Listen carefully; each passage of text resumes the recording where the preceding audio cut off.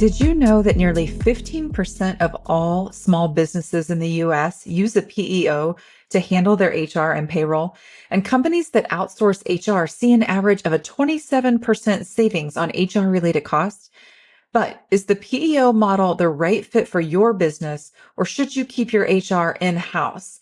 Welcome back to DWTC, the podcast where we tackle the challenges of business ownership with practical, no-nonsense advice. I'm Kerri, an HR and ops consultant, and today we're diving into one of the biggest decisions small to mid-sized businesses must make when structuring their HR strategy. Should you outsource your HR functions through a professional employer organization? That's what PEO stands for. Or should you keep them in-house? Let's break it down and help you make an informed decision that aligns with your specific business goals. The first thing we need to do is understand your options. Before we get into the pros and cons, let's define our two main options. Number one is that PEO, a professional employer organization. A PEO acts as a co-employer, handling your HR, your payroll, benefits, compliance, and even workers' comp at times. Essentially, they may take over most of your administrative HR responsibilities, allowing you to focus on running your business. Now, the contrast to that is in-house HR, and this means managing your own human resources, payroll, and benefits internally, either through a dedicated HR team or through HR software and administrative support. So now that we've outlined the difference between the two, let's dive into what each approach means for you and your business. I'm going to start with key considerations like cost, compliance, and control. So when it comes to cost, which is more affordable? Now, PEOs typically charge somewhere between 2 and 6% of your total payroll spend, or a per employee fee. While this may sound like an extra expense, they often provide cost savings by negotiating better employee benefits rates, which kind of offset some of the costs. Now, 2 to 6% is pretty vague. You definitely would want to dig into that on what the fees would be for the organization you're partnering with if you go the PEO route. Now, in-house HR costs depend on your structure. You're going to need to account for HR personnel, payroll software, someone to run your payroll, any compliance tools that you've got, and then employee benefits costs. Finally, a PEO model can save businesses money, especially when considering health insurance costs and compliance risk management. In fact, in a model with 100 employees and a $6 million payroll, using a PEO resulted in an estimated savings of somewhere between $35,000 and $50,000 per year. Okay, so we have talked about cost and which is more affordable. The second is compliance and liability. Who takes on the risk? With a PEO, they assume compliance risks related to payroll taxes, benefits administration, and HR laws. This can be a relief for small businesses without dedicated HR pros. With an in-house HR, you are fully responsible for ensuring compliance, handling audits, and keeping up with labor laws. If you're a business owner who wants to minimize legal risk and reduce administrative burden, a PEO may be the right choice in this case. So we've talked about costs, we've talked about compliance. The last one is control. How much flexibility do you want or need? A PEO offers less flexibility because they standardize policies, benefits, and payroll access across multiple businesses, not just yours. So you're going to kind of fall in line in this place. An in-house HR gives you full control over your policies, branding, and employee benefits. So if customization is important, such as offering unique benefits or maintaining your company's culture or controlling your payroll policies, keeping HR in-house may be the better fit. So how do we choose the right model for your business? So now that we've covered the core factors, let's summarize the best approach based on different business priorities. If you want simplicity and fast growth, a PEO with a systematic HR approach is probably going to be best for you. This lets you scale quickly while ensuring compliance and efficiency. If you value full control and customization, in-house HR with a structured HR system is going to be the way to go, especially if branding and policy flexibilities are keys to you. Now, if you have a multiple agency style operation, meaning like, for example, I've got a client who is an M&A firm that purchases agencies, and then they tuck those agencies in. So they've got that multiple agency style operation. They may prefer a PEO with independent HR systems to allow flexibility while still benefiting from outsourcing. So there are some PEO organizations that will give you that flexibility. Some won't. You're going to have to shop around. If cost control and employer branding are top priorities, in-house HR with an independent system could be the best solution. Ultimately, the best choice depends on your company's goals, risk tolerance, and administrative capacity. So here are some key statistics and insights about PEOs and the types of businesses that typically engage with them. So, when it comes to growth, the PEO industry has grown by over 20% in the past decade, with more than 900 PEOs operating in the US. That's a lot. And that means a lot of decisions to be made. When it comes to clients, PEOs serve 175,000 small to mid-sized businesses, employing more than 4 million workers, representing 15% of all small businesses with 10 to 99 employees. From a cost savings perspective, businesses using a PEO typically save around 35% on HR administrative costs. When it comes to employee retention, companies using PEOs experience a 10 to 14% lower employee turnover compared to those without. Now, let me jump in on this just a little bit. If you're a small to mid-sized business and you're hearing that, it's like a 10 to 14% lower employee turnover. Holy bananas. Like, let me go PEO. Let me also just challenge you on that. You can go PEO and they have standardized processes, which is part of the reason why they've got lower employee turnover because they've got standardized handbooks, job descriptions. The recruitment process is simple and easy. Communications are centralized. They've got solid employee benefits. So if you're a small to mid-sized business and you put together that HR foundation, you're going to see lower turnover as well. It's just a lot of small to mid-sized businesses don't have that foundation in place. So they use a PEO to get it, but you can build that yourself if you really want to. And the investment would be similar. So let's talk about growth impact. PEO clients grow 7 to 9% faster than businesses not using a PEO. Again, this is because a lot of the standardized structure is in place with the PEO, whereas a lot of small to mid-sized businesses don't take the time or make the investment to standardize. You can do that without using a PEO. Let's talk survival rate. Businesses partnered with a PEO have a 50% higher survival rate after their first year compared to non-PEO businesses. To me, this is a case for human resources and not necessarily a case for just PEOs, but that's the data. So what's the typical business profile for a PEO use? So I just put some average numbers together here based on my research. So talking about size of businesses, when it comes to businesses that are somewhere between 10 and 200 employees, this is the sweet spot for PEOs. Businesses of this size often lack a fully staffed internal HR team, but need comprehensive HR support, somewhere between that 10 and 200. Now, when it's 200 plus employees, some companies with more than 200 employees also use PEOs, but not near as often. But especially they will if they are scaling rapidly or expanding into multiple states where there's a ton of different compliance needs when it comes to HR and payroll. First consideration is that size of business. Let's talk industries. Technology and startups, like fast growing companies like that, they need to scale HR functions quickly. Those are using a lot of PEOs. Healthcare uses PEOs, like clinic and physician groups looking for benefits administration, compliance, and payroll services, and they don't want to have that in-house.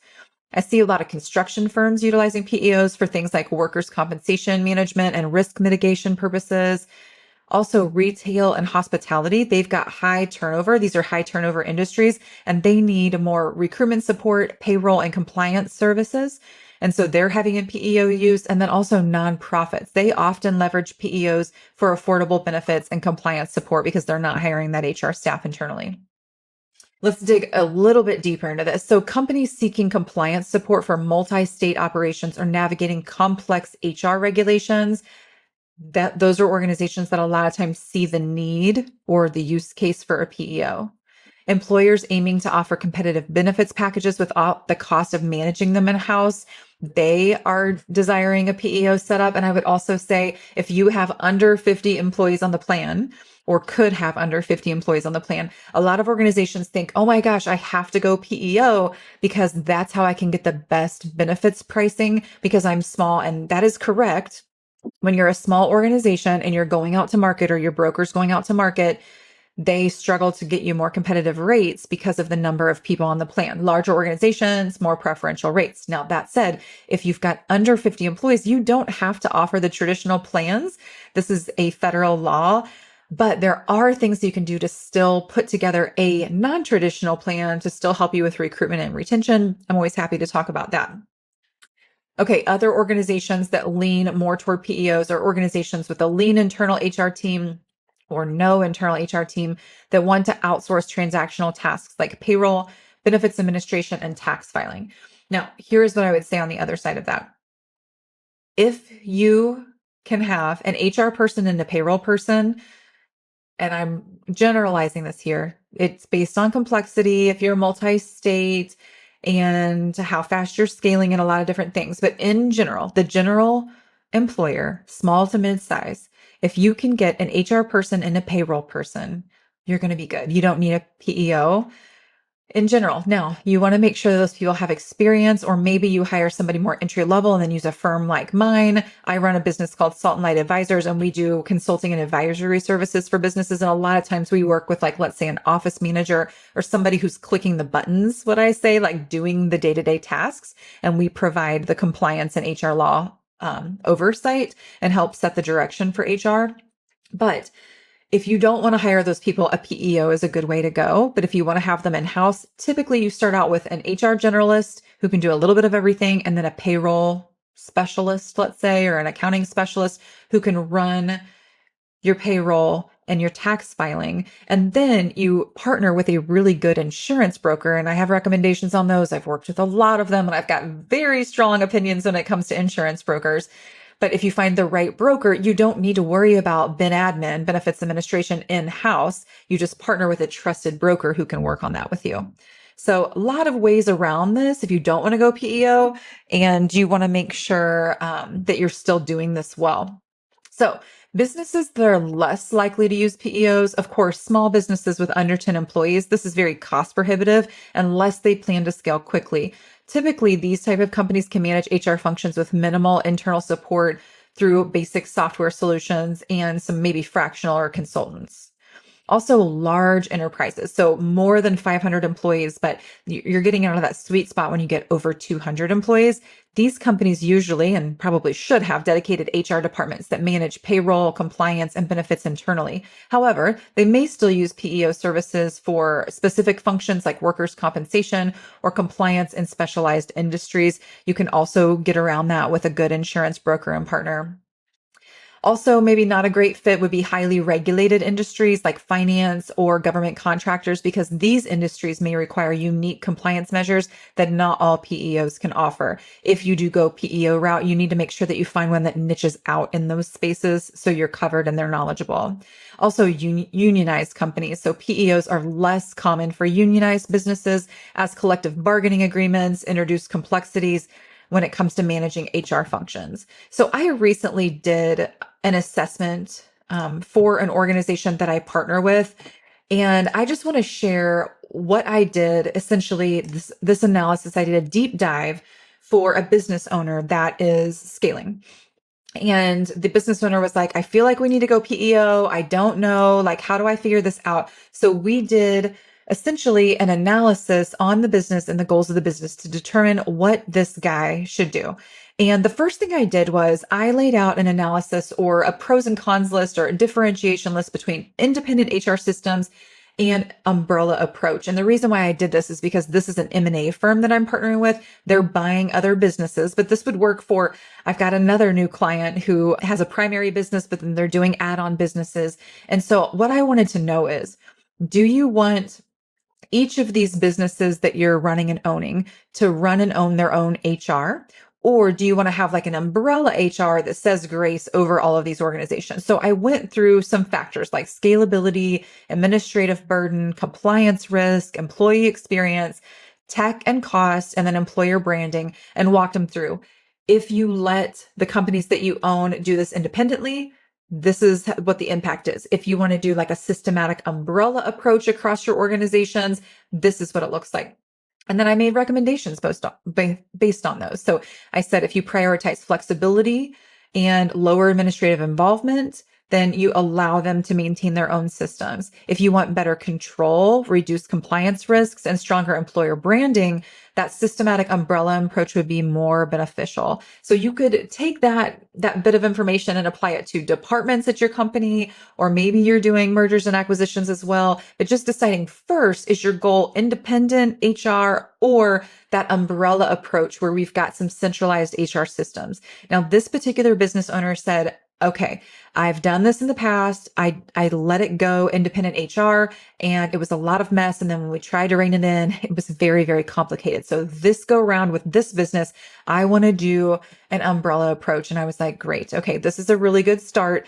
So that helps us cast our vision and our goals. So then I said, let's take a deep dive in between PEOs, or in-house HR and payroll. And I walked through similar factors: cost, compliance and liability, employee benefits, HR and payroll tech, flexibility and scalability. And I broke down like, okay, for a PEO, they typically charge 2 to 6% of gross payroll or the per employee fee. The PEO assumes some compliance risks, maybe like workers' comp, payroll taxes.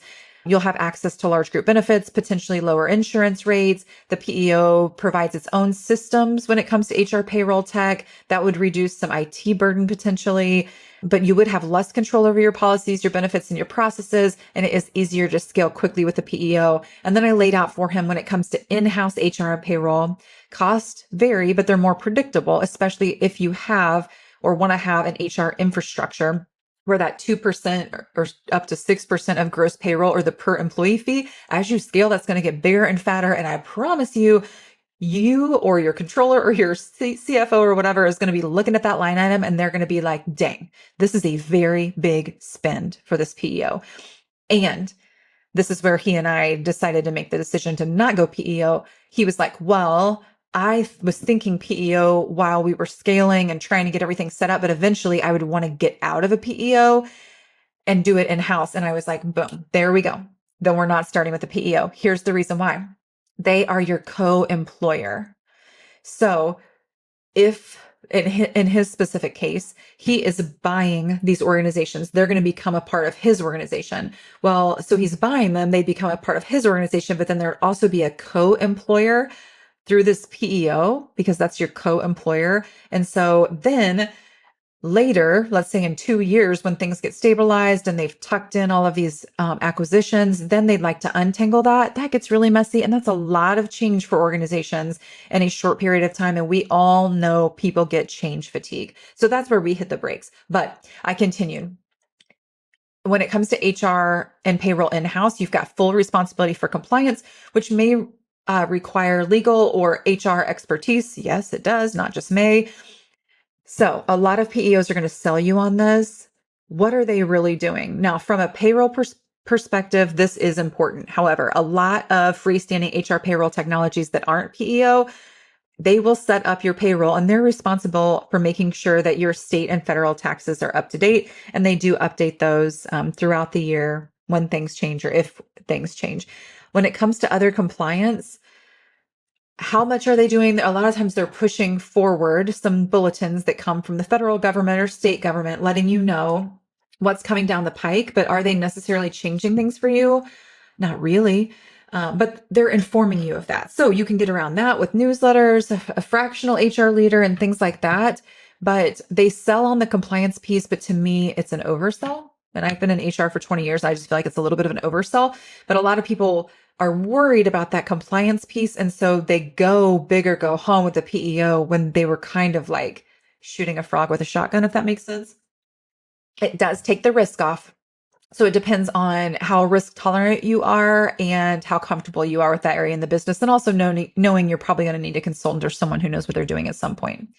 When it comes to the employee benefits, you've got more control if you're in-house, but benefits could be higher due to a smaller pool of employees on the plan. When it comes to HR tech and payroll tech, you manage and control the tech stack and the policies that happen inside of them.